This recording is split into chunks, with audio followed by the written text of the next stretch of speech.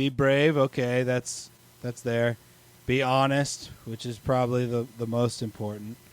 Yeah, I like the true element there. Yeah. What's our third one? And then Let's it's come like up with a B&B third one. Weed is good. apathy. Apathy is the third one. There we go. It's the sneakiest of the virtues, apathy, believe me.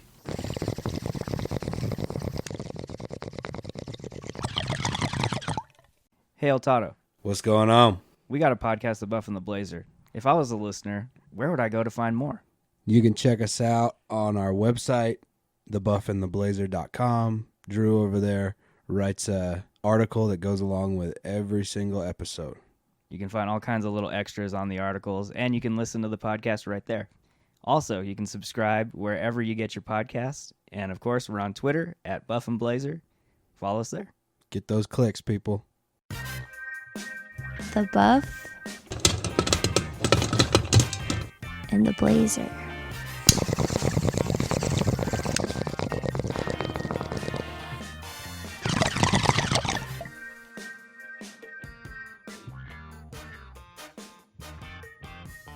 Welcome to the Buff and the Blazer, episode 38. I'm Drew, and as always, I'm here with my good buddy, Mr. El Toddo. What's going on, dude? What's going on, man? Nothing. I Smoky, got you but cold. So, we watched a little film over the weekend. Big film, I guess. Pretty big. Big budget. And also paid a pretty hefty price for it. $30. $30 on the old Disney Plus. Steepest cost yet of a podcast. Actually, no, maybe not. A couple of the ones when I went to the theater, I think I got beers and food and stuff and spent way more than $30. Yeah. Well, we definitely paid for more than one person, I guess, with that price. So obviously the film we're talking about this week is Mulan, directed by Nicky Caro. And let's just dive right into this thing. What were your thoughts? I didn't really like the story at all very much. There were some elements of the movie that I did enjoy, some of the action and some of the military battle scenes, and then like kind of the setting as a part of the world I'm really into. Right. And then I kind of kept telling myself, you're being too harsh, you're being a dick, because the movie's meant for like 8-year-old girls, right? Sure. It's like a target audience like under 10 or maybe. Yeah, I'd say that. So in that sense, I understand a lot of like the really simple lumbering dialogue so kids can keep up with it, you know? Yeah. But I have some problems with the bigger messages of the movie and how cheesy it was. Yeah. Like I was expecting some pretty awesome production level, and there was like glimpses of it, but some of the stuff was so bad from like a cheese level, like the voice dubbing and the ribbon phoenix flying around the screen. Yeah. Some of it did not work at all. And it's the type of movie that I would have never seen unless I was doing a podcast, because especially spent money on it. Because, like, it's a kid's movie, you know? I'm a 35-year-old dude. Like, it's not my type of genre, I guess. Well, our listeners are in for a treat because we just so happen to have a little podcast. All right. Well, I think everything you said is completely fair. I will say this.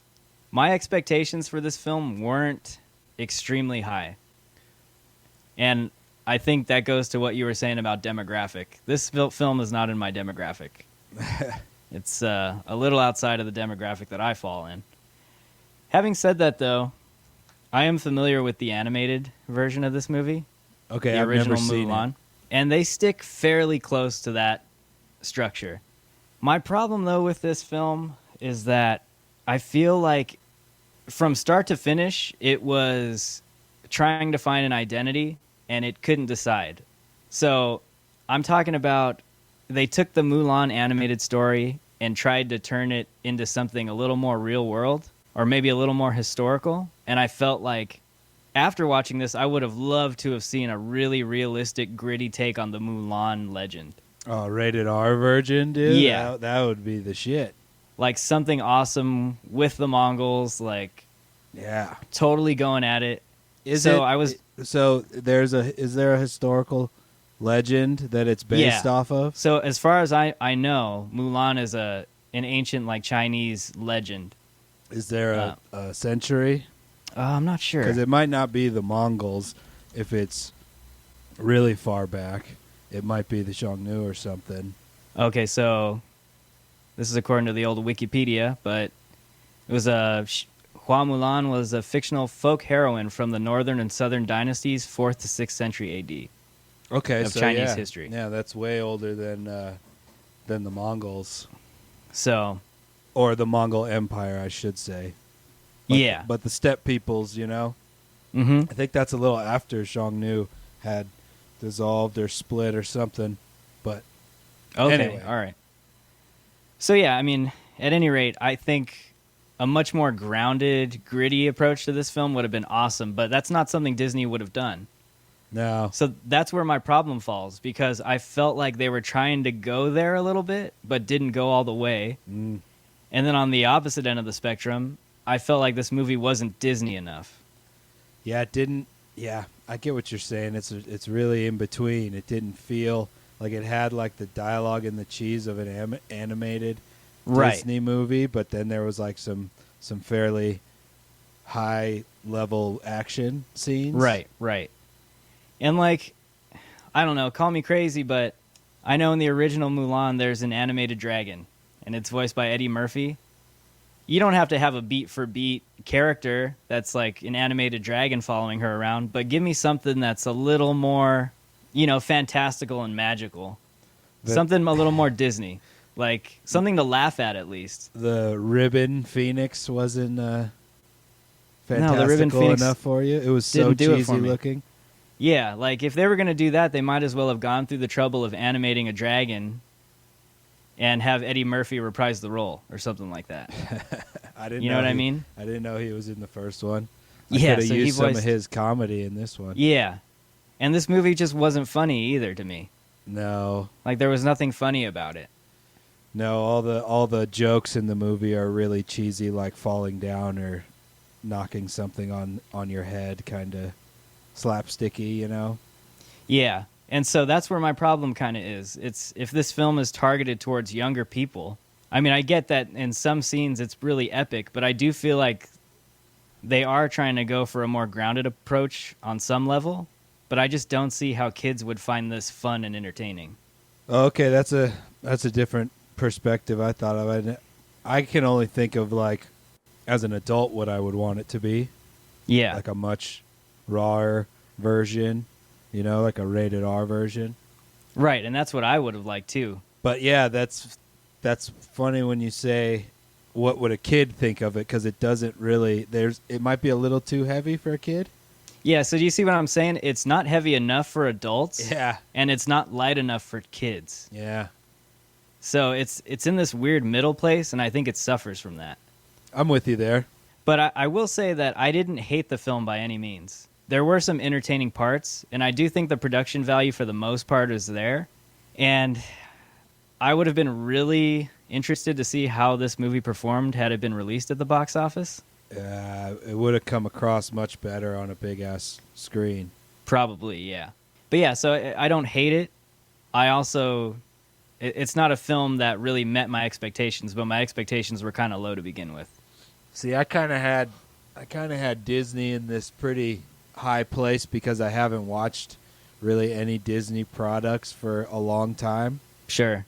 And then I saw the first 3D movie I ever went to saw was Jungle Book. Okay. The newer one, That one's really well done. And I was like blown away. I was like, this was so cool. It was such a cool experience. Yeah. And I was kind of expecting something that big from this and the new Lion King. Well, so Jon Favreau directed The Jungle Book, and that was the main pusher to get him the Lion King gig. Yeah, both of those were fucking awesome. Yeah.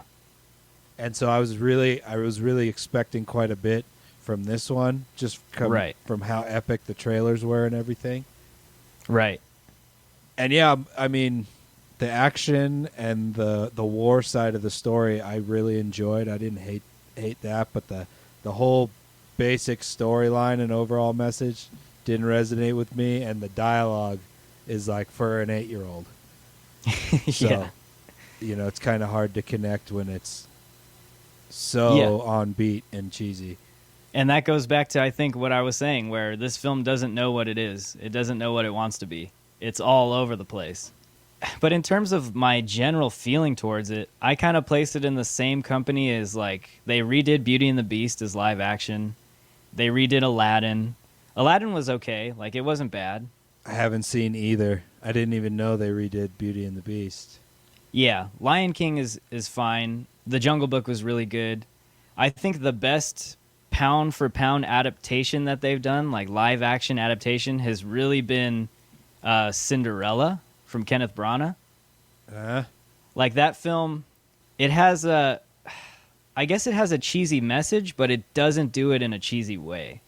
And it's really hard to do with that character and the setting with, the literal servant girl turned princess with the prince. They do that, but it never feels cheesy. It always feels kind of authentic and within that Disney realm. It fits perfectly. It's not too cheesy. I didn't It's know something they that did Cinderella either.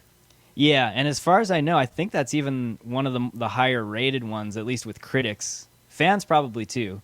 But I think for me, that one hit the mark the closest in terms of having a strict live action adaptation of a completely animated film. I kind of don't count The Lion King. Yeah, because that's kind of in a different, it's like all CG, the whole thing, right? Yeah, and more or less kind of Jungle Book too, because minus the actor there, a lot of that was all CG. But in terms of being like a pound-for-pound live-action remake, I think Cinderella hit the mark the closest. So, yeah, Mulan I place in sort of those couple of later live-action adaptations like Aladdin and Beauty and the Beast, where I wasn't blown away by them per se. But this one, though, more than those, I feel like it suffered from identity crisis. In terms of the story, though, the story is very similar to the animated film. Okay. It's a pretty ancient story, right? The Yeah. northern invaders are encroaching on the border. Right. Happened for millennia up there. Yeah. And I did like the way they decided to incorporate some of the set pieces in live action. So I loved like the little community that she lives in the beginning. Yeah, me too. I thought that was really, really cool. And I don't know if that's something traditional. That building, that circular apartment building with like the little plaza in the middle is really cool. It was really cool. And so things like that, I liked all of the scenic shooting, all of the visuals of mountains and the wilderness. I thought that was all really, really beautiful. And I was kind of bummed out. Like, they mentioned the Silk Road, and I know you love all of that history. Yeah. And they don't show like a trading market or like one. Yeah, I know. And the distances that they're all covering in the movie are ridiculous. Yeah, yeah. From a time perspective, but we'll leave that aside. It's a fantasy, Yeah, and I think for the most part too, we'll try and avoid as many spoilers as we can. But if you've seen the original Mulan, you're not going to be blown away by anything in this film in terms of like big reveals or anything like that. No, it's exactly what you would expect. Yeah, from it's seeing the trailer, and I haven't even seen the old one, but I know the exact way everything was going the whole time. And on top of that too, like aside from it being somewhat predictable, it's pretty much spot on with how things ended up in the animated film. So we're going no spoilers. We'll try our best. All right. So you mentioned that the film was really predictable. Yes. Having said that, though, I think this film does have an obvious female empowerment message that it's trying to convey. Yeah. On some level. The way they decided to handle it in this movie, do you think that would resonate? And I know you're speaking from your own personal perspective, but could you see that message connecting with people that it's intended to connect with? I think so. Yeah. You know, it's like a female hero arc, and I'm sure little girls love that. Yeah. And the character is pretty badass, too, in this movie.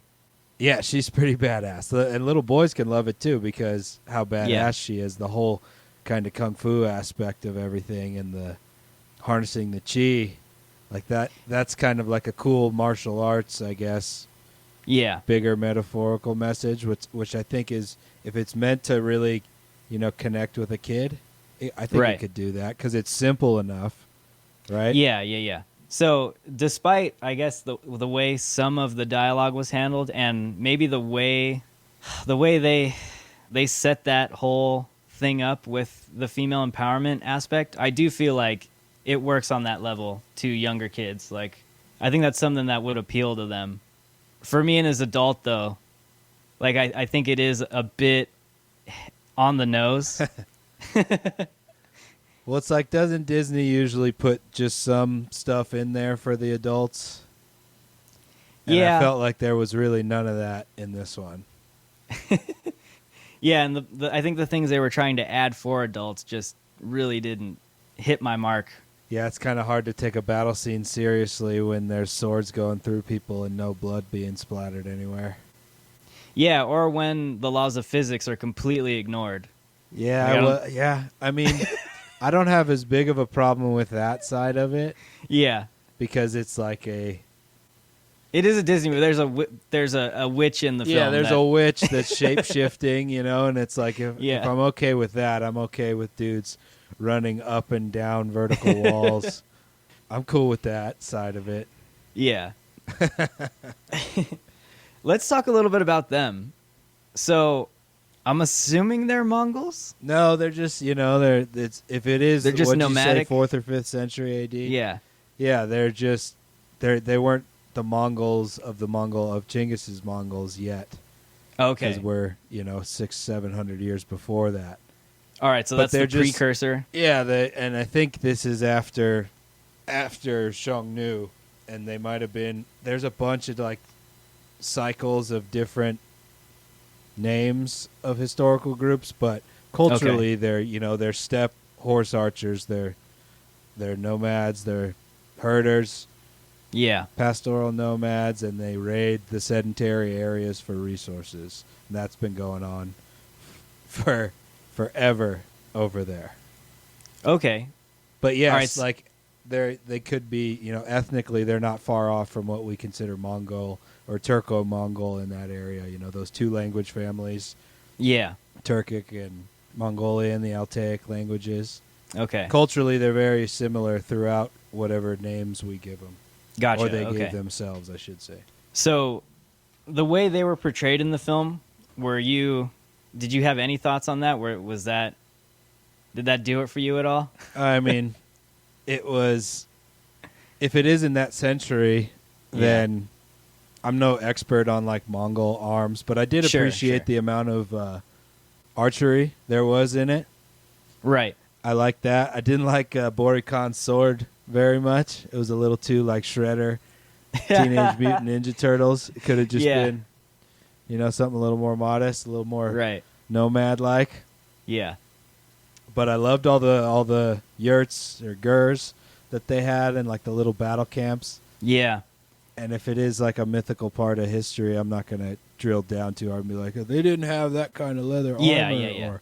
But I enjoyed, that was like all my favorite parts of the movie, man, like by far. Okay, cool. Like the cavalry charges and the siege weapons, and his guys are like, they're like moderate level chi controllers.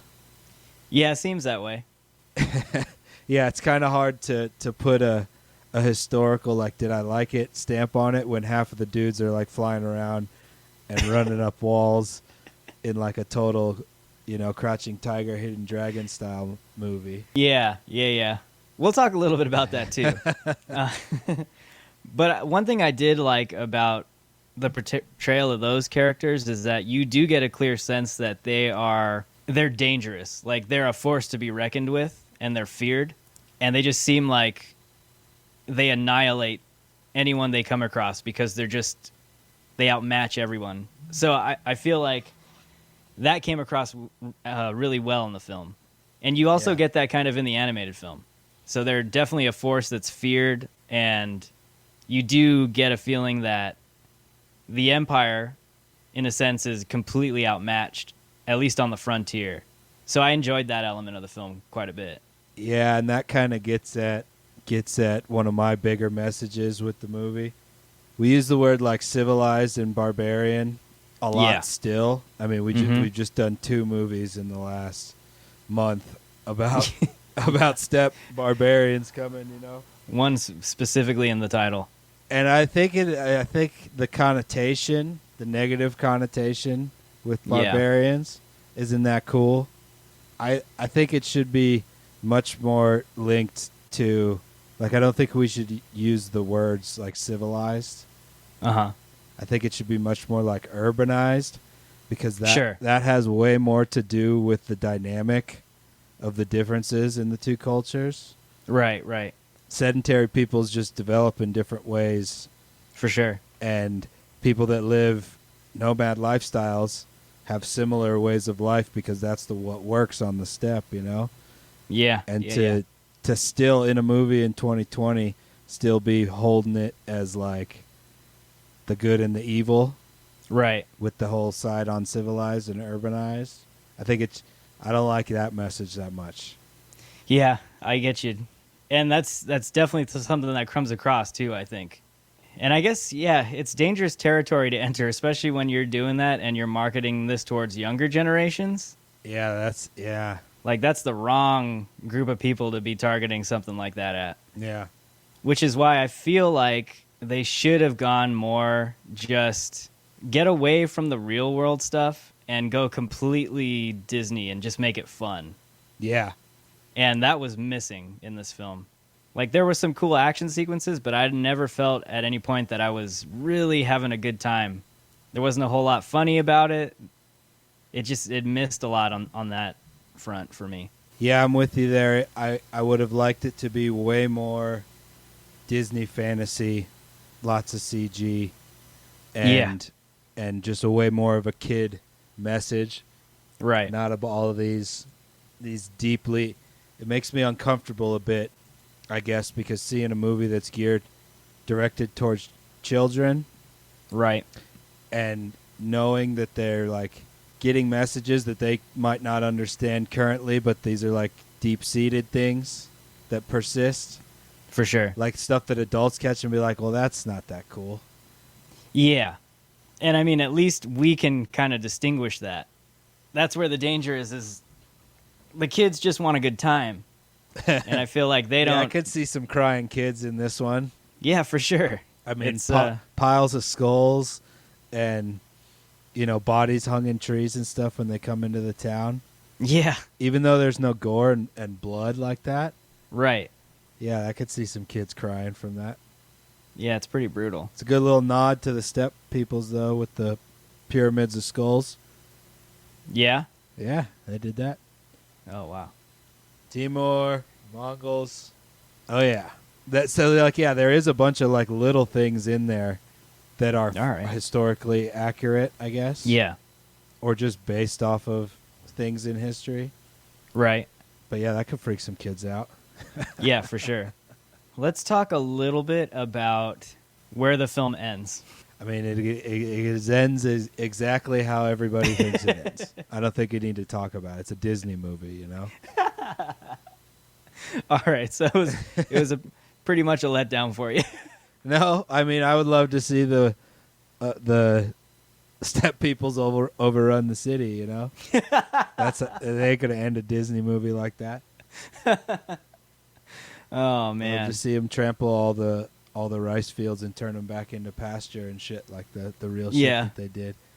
Welcome to the real world, But kids. you just gonna have movie theaters of kids screaming, you know, just crying, and you can't end it like that. Oh, man. Or just have it, I don't know. No, fair enough. Let's stop trying not to spoil this film and move on to something we can talk about. Let's talk about some of the performances in the movie. Okay. I guess we can start off with the main actress of the film, Ife Liu. Liu. Liu. Ife Liu. What did you think of her in terms of her performance? I thought it was pretty good, to be honest. Like, Yeah. I bought emotionally probably her character the most out of anyone in the movie. Yeah. And I guess that's an important thing for the lead to be believable because not a lot of the other characters were. Right, right. So I thought she did a really good job. The amount that she has to, I really liked how her character had to go through like the military boot camp pretending to be a man, you know? Yeah. That whole section of the movie, I thought she did a really good job in like she would keep her voice like she was trying to be a man, but at the times when like she was expressing emotion, her voice would go up, which probably would happen in real life if she was lying. So, yeah, I thought it was a bang-up job. Yeah, I thought that her biggest strength was the way she conveyed emotion. And I always felt like whenever she conveyed some kind of emotion, it was always really authentic. And for me, those are the more difficult things to get across on film. Because sometimes you just don't believe people when they're trying to come across as upset or in deep thought or something weighing heavy on their minds. And I thought she did a really good job of conveying emotions when she didn't have to speak, especially. Like her face was really emotive, and I love that kind of acting. Yeah, I feel like there was some long scenes with no talking and just her face, and it didn't bother me at all like it has in so many movies previously. Yeah, and I'm not 100% sure of how much physical action she did, but she seems like she did a really good job in terms of her physicality too. Yeah, that whole like double kick thing she does with spears and arrows. Yeah, where she bops it up into the air and right. then bicycle kicks it into somebody. Like, I love that shit. Yeah, I mean, if that was a practical stunt, that was pretty awesome. And the scenes where she was chasing down Bori Khan off the battlefield when they do their sneaky retreat. Yeah. Mm-hmm. I really liked that scene for some reason. Like, it felt probably like the best action scene in the movie for me. Like when they were Is that the part where they're on horseback? Yeah, yeah. Okay, I love that sequence too. It was really, really good. And her ducking the arrows and then firing the arrows back. Yeah. I thought was great. That was really cool. That was probably like the most badass part of the film for me, that sequence. Yeah, for sure. The avalanche was pretty dope too. That was cool. But, yeah. But completely ruined. The end of the avalanche scene is awful. I'll just say that. Yeah. Fair enough. Let's see. Who else do you like in the movie? I mean, just in general, I'm a fan of Donnie Yen. He's in the Star Wars film Rogue One. Okay. And he's so good in that film. And it was kind of cool to see him in a role in this film too, like as Commander Tung. He's I couldn't tell if he was overdubbed either, though. Did it seem like it? Him didn't seem like it to me. Yeah, it didn't seem like it. I wasn't sure. Just Jet Li, man, as Emperor. That was obviously dubbed like every line. Did you recognize him? No, I didn't even know it was him. Yeah. It's kind of, I haven't seen him in anything. I don't even know. I've always heard of him. I don't even know if I've seen any of his movies, even when I was a younger dude.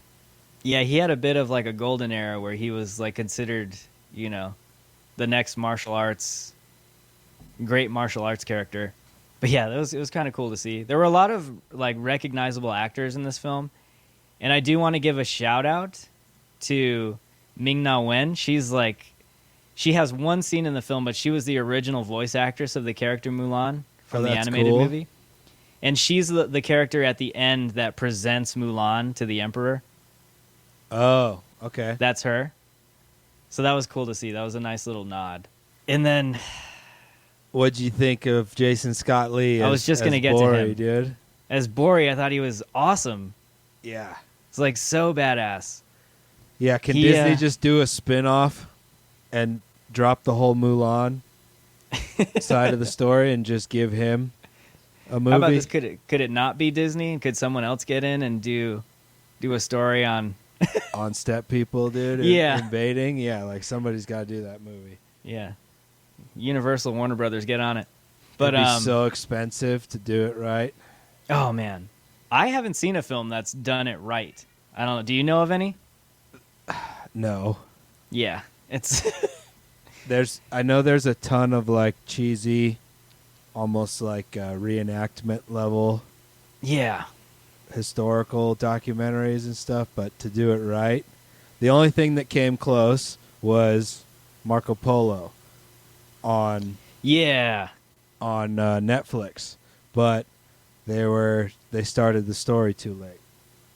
Okay, They yeah. fucked up. The story centered around Marco, and when he gets there, the whole Mongol Empire is totally fractured already. So it's on the verge of collapse? No, not collapse. No, they just fractured okay. because they still ruled for like centuries. But as like a united one empire, Kublai, who's in the story, he was like kind of like styled himself as a Chinese Yeah. emperor, and then the other ones, the Golden Horde, the Chagatai, and the Ilkhanate, kind of like they were all still Mongols, but they kind of did their own things, and that's the only thing that's come close is Marco Polo. Gotcha. And there's some awesome action in that. Yeah. I watched like a handful of episodes, and it's a really well done show. Yeah, but the budget, I think, is just insane. You could tell too, though. But I bring it back to this. I liked Bori Khan. he was intense, dude. Super intense. But oh yes, before I move on, Yeah. Ron Yuan, he's what is he in this? He's like a general or something. Sergeant Kang. Sergeant. He was in Marco Polo, and he played one of the Western, maybe Central Asia or Western members of the royal family, and he was like represented the Nestorian Christian part of the Mongols during Kublai's time. He had a cool Yeah. role in that, and I liked him a lot in this too. Okay. Yeah, yeah. But he switched sides, man. Like how you gonna square that? You're a Mongol in Marco Polo, and you're on the Chinese side here in Mulan, man. You got some Yeah. conflicts. Yeah. I did like Zima in the movie. He plays Mulan's dad. And I've seen him in other films. And I'm not so much talking about his performance, but he almost has this Shakespearean quality to him where he has visually he has a presence Yeah. on screen. And you get that with certain actors. And he does that really well. And I got that from him in this movie too. I know I've seen him in a bunch of things before, but I can't put my finger on what. Yeah, he's one of those actors where you've seen him in a million different movies, and when you see him on screen, you're like, yeah, he's recognizable. I think the last film I saw him in was Arrival, and I think he played like the president of China in that film. Yeah. But again, he brings like a level of gravitas to the screen. Yeah, he And I had thought some it was heavy scenes. You know, that scene where he's trying to accept his conscription papers and he eats shit, walking Yeah. over to the horse. I got some heavy scenes in the movie. Yeah. So yeah, I thought that was good casting for her father. Let's see, I'm looking at the list here. We can't go on without the witch, man. Yeah, that's right. What's her name? Li Gong? Li Gong, there you go. Yeah. She's awesome. She was probably one of my favorite characters. Yeah, for sure. Totally. And we don't really have well, I guess we could lump this in there, but I really do like the look of the film in terms of the costume design. And she just looked badass. Like, Yeah. she looked really cool. Yeah, her whole leather armor, like bird suit thing Yeah. is just badass. And her acting, I thought, was really powerful, too. Like, she was really fun to watch. As an adult, of course. I don't know what kids are thinking watching that, but I bet I thought it was awesome. Scare some kids. Yeah. She's just a total, like, annihilator. Just come in and take care of some shit. Yeah, and she's the only one in the story that like completely has complete control of her chi. Right. Even Mulan doesn't have complete control of it, right? But Right. she doesn't have it at all times. Yeah. And she's a shapeshifter. Yep. I liked when she turned into the big old flocks of birds, or Yeah. the raptors, the hawk eagle thing, whatever it is. Yeah. And it's like when she was the hawk, it looked really badass because they had some close-ups on like the CG face of it, you know. Yeah. Yeah. Yeah. But then the phoenix, which is like Mulan's spirit bird following her around, Mm-hmm. and her family or whatever, it looks so cheesy and awful. It's like, why is the witch? You spent badass money on her. Like, why couldn't you just make the phoenix cool?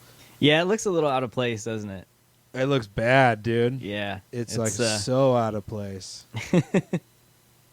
Yeah, like you get a lot of this realistic looking landscape stuff, and then you get this really bright colored CG thing flying over that doesn't ever do anything other than fly into frame. So it's kind of it's a little weird. Yeah, It's funny. It's like it would have been better if it talked. Phoenix as a mythical animal, they've really got a bad shake in movies, right? They've like never really been portrayed that cool. Yeah. Or is there some Phoenix action in some Harry Potters? I've never seen those. Yeah, there's How is it? Does they do that poor animal justice? it's really really magical in the movie.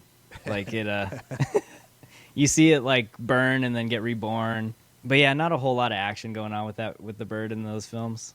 My It, man, like, dude, delivers a sword. my Phoenix can't get a break, dude. Yeah. What's another Well- animal that never, a mythical animal that has never been done well in movies? Oh man. I don't know. Have they done a centaur good before? Has anyone done that? Not to my knowledge, centaurs. I feel like a lot of TV tries to do that. I feel like insurance commercials or something try to do centaurs and Yeah. stuff. I do like the way they portrayed the Kraken in some of the Pirates films. Oh, yeah? I Yeah, haven't seen any of those. I thought dragons always get, everyone's got the biggest heart on for dragons. Oh yeah, Game of Thrones. Game of Thrones and like the Hobbit series with Smaug. Yeah. I mean, all those parts that he's in it are the best shots in the movie. Yeah. And then the rest of it kind of sucks. I'm all about some Pete's Dragon. Oh, dude. I like some Elliot. Hey, have they... I used to have peanut butter toast. I was like 3 years old. Okay? Yeah. I would have peanut butter toast cut square, not diagonal, on a cookie sheet, two Right. pieces, and I would watch Pete's Dragon every single day in like the afternoon, after whatever this was like before I was going to school and shit, I think. Oh, okay. So that was your like childhood. That's like really early memories of Pete's Dragon, dude. Well, They've remade that, haven't they? yeah, that's another live action adaptation that I forgot to mention. Is it bad? See, I didn't think it was bad. I thought, again, none of these live action remakes are necessarily terrible films for me. I think there's something about the originals that connect when you're a kid. And like, I really like Pete's Dragon. I like the original, but I felt like, I think the dragon in the film got a lot of blowback because of the way he looked in live action. But the story was pretty cool. I like the story. You haven't seen it? No, dude. Yeah, it's pretty cool. It's on Disney Plus, I assume. Yeah, I would think it'd have to be. I yeah. would say I would watch it, but I'd be lying because it is like sports overload right now. And Oh, for I sure. can't get anything done. Yeah, I'm with you. I'm just watching basketball, and Yeah. now football just started. Football starting up. I think I this can't is the get most shit done. I've ever been occupied with baseball in years. That's sweet. And golf every weekend. It's like the golf's on, and Yeah, I feel you. One day we'll get to Pete's Dragon. Now that we okay. know If it gets it's a real childhood dry, favorite. we'll do Pete's Dragon. Let's see how dry it gets. Well, let's move into some of the biggest strength of the movie stuff. Yeah, for sure. Okay, so there were a bunch of shots in this film that I really liked. And not even some of the most action-packed shots. So I actually wrote one down. I wrote a couple down, but there's a scene where the army's training, and you see them all lined up in these rows, and the camera starts off from high on a crane. I'm assuming it's a crane, and comes down to eye level and pans, and then at one point goes through the formation Yeah. as they're, sparring with their spears. That Yeah. was a really cool shot. And it took so long for it to cut. I was like, how do they do that shot? You think But it was then a it cut. drone? I don't think it was a drone. I think it was actually on a crane because it cut right at probably the last moment it could cut before it started knocking some people. So that was really cool. I did enjoy a lot of the tilts where we talked a little bit about the defying physics element, where the camera would start on its side and then literally tilt to get them back oriented top to bottom. So the cinematography was really interesting in this movie, and I thought it stuck out. It was really noticeable. Yeah, it was all my favorite stuff, man. Yeah. Like that first scene when they first show up and sack that garrison, when they're just like full sprint heading at the wall. Yeah. And then they all jump off. It's in the trailer. They all jump off and then like land and run up the walls and then like just totally fuck shit up. Yeah. I loved that, dude. And I also love all of the extreme wide shots that they have and the long shots, panoramic views. But the shot where Boricon is riding in and it looks like it's just a single horseman coming and then they fan out. Yeah. And you see like it's so far in the distance that you get that haziness of the heat from the surface. Oh, man, that shot was beautiful. Any of the outdoor stuff out in the on the borderlands, on the frontier, Yeah. was like all my favorite stuff in the movie. That part of the world being really into deserts and really into mountains and never really seeing what the steppe really looks like. Right. Like that, I'm just so intrigued by geographically that part of the world. Yeah. So all that stuff, I was just eating it up, man. I couldn't get enough of it. I wish I was in a theater just for all those scenes, you know? Yeah, those shots, that's where your TV kind of does you a disservice, because that stuff would come across completely epic. I mean, it comes across epically on the TV, but on a 50-foot, 60-foot screen, that's pretty impressive. Yeah, I'd never be as epic as seeing it in person, though. Oh, yeah. Well. Nothing ever is. And then another thing I really liked about the film was just the quality of, I want to say this film is shot digitally. And this sounds crazy, but I think the more and more I watch digitally shot films, I like the look of digital. Because it has a crispness to the footage. And the colors are really, really contrasted. So you get really nice, vibrant, deep reds. Like lifelike skin tones. I love the color palette that they chose for this film. I feel like every film we do now is like I'm blown away at the high HD-ness of everything. I'm not perceptive enough or know enough about it to be able to tell whether it was true film or digital, you know? Yeah. But everything to me is like just so crisp and it's like getting so much clearer. Yeah, for sure.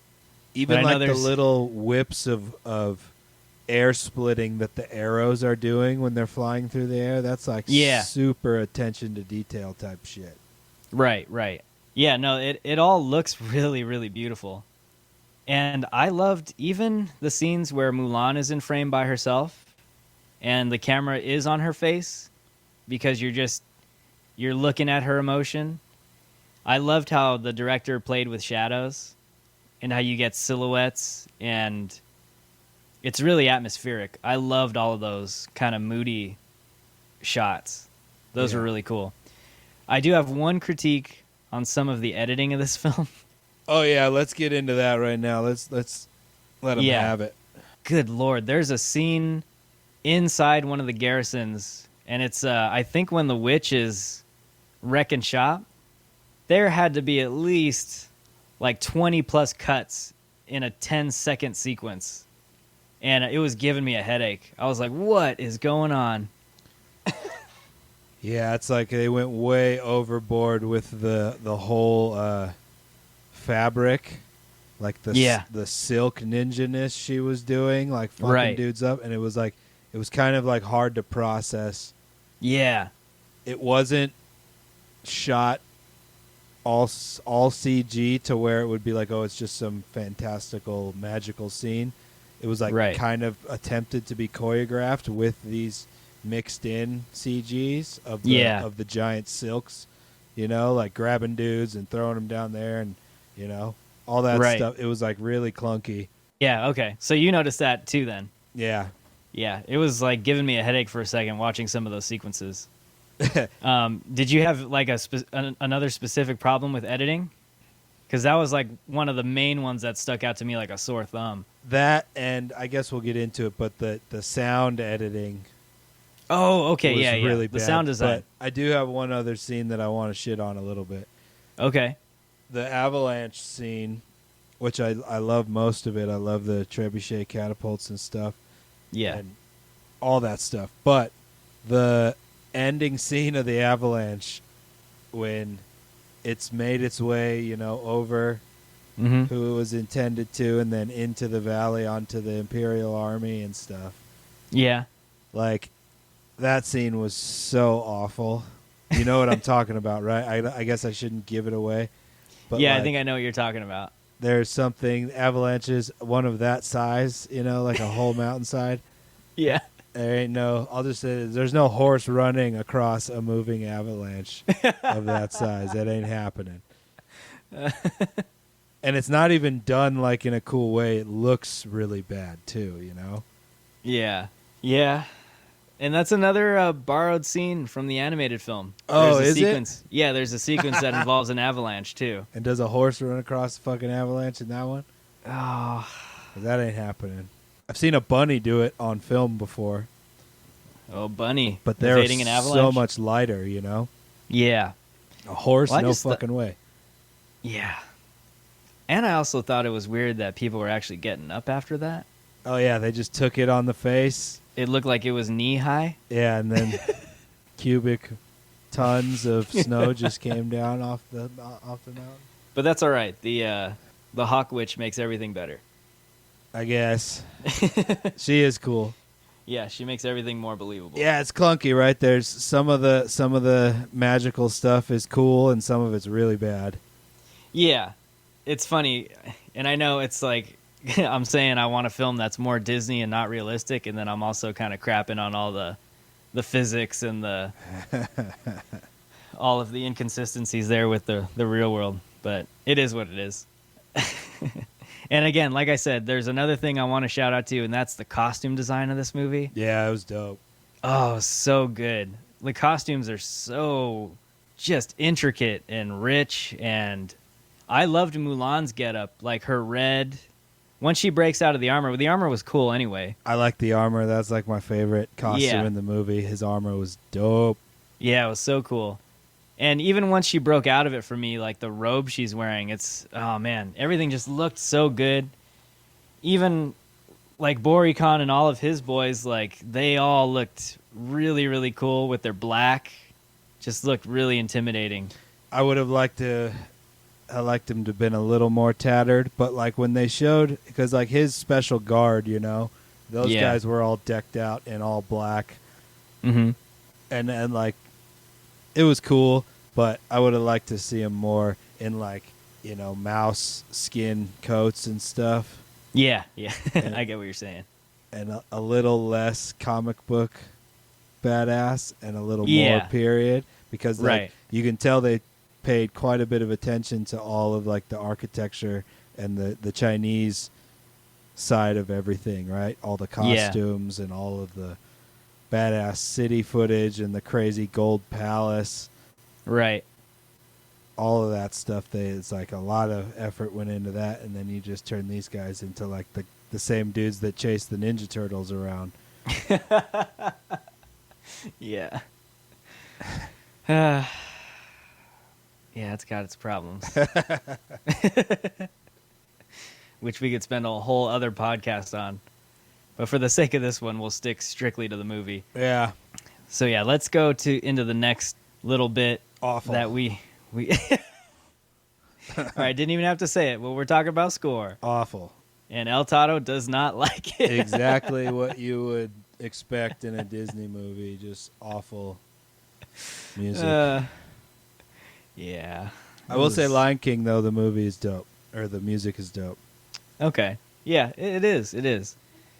I mean, and that's Hans Zimmer, too. It's But this, a nah. little too generic and I like some of the... predictable. Yeah, everything's just so in line. I like some of the drums and stuff when the yeah, I actually liked all the war drum stuff. Yeah, I liked a lot of that.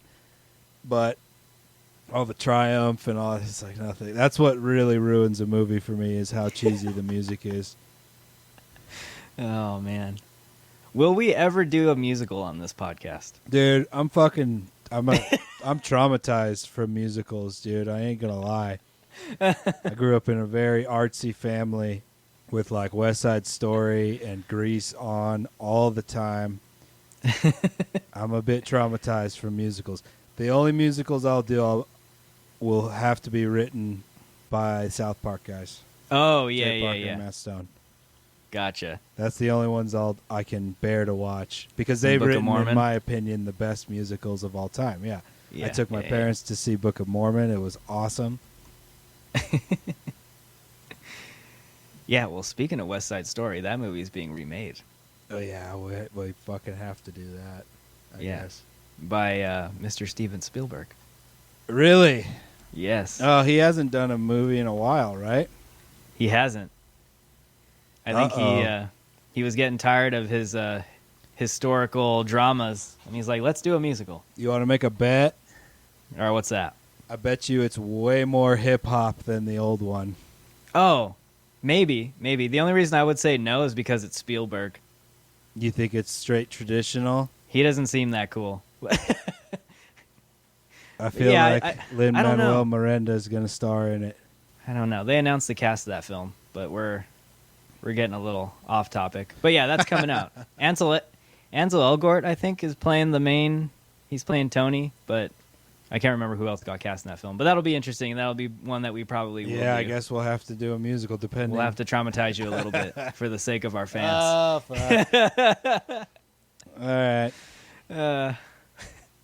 But yeah, so score, yeah, it was okay, and they brought back Christina Aguilera to sing the theme song. I was laughing, bro. Like the whole end of the movie, I was laughing my ass off, and then when the credits rolled, Yeah. my lady was like, "Is that Christina?" I was like, "Yeah." Did you notice the score though? Like, did the musical little nods to the original song she did? I don't know the original song, so Yeah. So they used musical cues to call back to the original theme song of Mulan. So if you're a fan of that film, that's something I think you would appreciate. But the song I think kind of falls flat. The new one, it's not something that's going to be on the billboards like the other one. I don't think she's been up there for a while, man. No, she's Isn't she like a judge on some yeah, talent she's been on. singing something show? She's been more of a reality TV personality. I love her though, man. She cherished memories in my early teens, my friend. Yeah, along with the rest of the world. Oh yeah, dirty girl. Oh my god. Christina. All right, let's wrap this up. Okay. Let's get into some love hates. What did you love? What did you hate? I loved where it was set and all of the shots, all of the landscape shots and the battle out on the frontier was by far my favorite part of the movie. Yeah. And what I hated mostly is that this just is, how do I say this? This is the type of movie that kind of like reassures me not seeing all the hundreds of movies that I haven't seen as I Yeah. became an adult. Like, I don't see kid movies anymore, you know? Yeah. And this movie was just like, this is why I don't see kid movies. I get teased with a awesome historical story that I would be really into, and I get this lame Disney story that's meant for an 8-year-old kid, you know? All right. Yeah. What about you? The 8-year-old Evan is dead. He's never Well, coming back. the original Mulan came out. I was already smoking weed and shit when the original Mulan came out, so I was like past that. Oh yeah, me too. I wasn't. You know, I I was wasn't already real- partying Sure. when the original came out, so I have no connection to it at all. For sure, yeah. No, fair enough. I loved the way the movie looked. I like that it's a story of female empowerment that's trying to cater to young girls and I guess young children in general. I think we need that. I thought that this film had a lot of potential. Like it could have been a really interesting, fun Disney film, and it's not that. And then, like I said earlier, on the complete opposite side, I was kind of bummed out because it has a lot of non-Disney potential where it could be done as a gritty film. And I know that's speaking from my bias as a dude in his 30s, but it's, I felt like there was some potential there either way. And I'm kind of bummed out that they didn't run with it. They kind of played a middle ground that I think hurt it in a lot of ways that I think we kind of touched on in this podcast. Yeah. So it's not awful, but it did not exceed my expectations, although my expectations were pretty low to begin with. I got a question for you. So Sure. now that we're kind of through everything, little bonus question.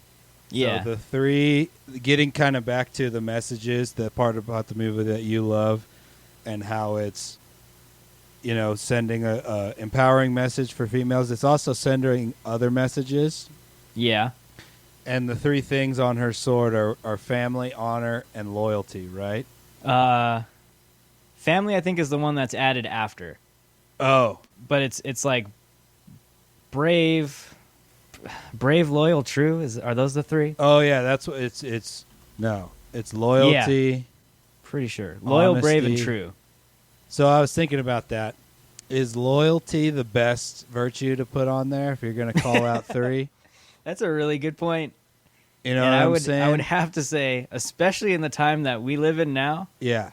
you're probably not going to want to go out and preach loyalty. Yeah, it's like, and the way it's portrayed in the movie is like strictly state loyalty. You know what I'm Okay. saying? And I feel like you could just pick a better virtue if you're trying to get across messages to kids. I get you. Yeah, You know? yeah. Rationality, Yeah. pragmatism, something a little more than loyalty, in my opinion. How do you feel about that? No, I agree. That's a really good point you bring up. I never even gave it a second thought until you mentioned it. It's like, what is the things you want to teach kids, right? Yeah. It's like, be brave. Okay, that's there. Be honest, which is probably the most important. Yeah, I like the true element there. Yeah. What's our third one? And then Let's it's come like up with a B&B third one. Weed is good. apathy. Apathy is the third one. There we go. It's the sneakiest of the virtues, apathy, believe me. Oh, man. There we go. Yeah, but like, Brave, if you're true, teaching and little apathetic. kids loyalty, what if they grew up with like in a horrible situation of people doing really bad stuff? They Sure. don't have to be loyal to that shit. I think there's deeper virtues than loyalty. Yeah, and I see where you're coming from because there is that element of loyalty to the emperor, right? Mm-hmm. But I also think I get the on the other family hand- stuff, but even on the family side, it's like, what if you got a piece of shit brother or something that's fucking stealing money, and it's like, you don't have to be loyal to that motherfucker. Yeah. It's like, We're digging into the deep messages of old Mulan, dude. if you can put like some sub characters underneath the loyal part, that's There's a Then- caveat. Loyal. It's all see other side of the sword. Then you turn it around. Loyal And it's like, within oh. moral parameters. Yeah, loyal within reason. Brave, true, and loyal within reason. Curious. I think curiosity is probably a better virtue than loyalty, too. Yeah. But yeah. Apathy, though. That's a good one. Apathy, yeah, that's the third most important virtue. Oh, man. So, all right, so what are you going to rank this? All right. Get this Let's go, horse back on the track. Oh, shit. I think you just knocked my score down. All right, so let's go. I'm going to give this 2.5. All right. 2.5 out of 5 buckets of popcorn. It's somewhat of a Disney movie that I think someone might get some enjoyment out of. I don't know if that's necessarily kids. I don't know if that's necessarily adults, but someone will. And I think that's what they were thinking when they wrote it. They're like, tweens? let's... Is it for tweens? I guess. It's like, let's try to get the broadest audience possible on this film. And I felt like it was a big swing that missed. Okay, well, so there's my score. Let's go with yours, and then we'll come back to our recommendation. I'm going to give it 2 bong loads. Okay. It was some cool stuff. Yeah.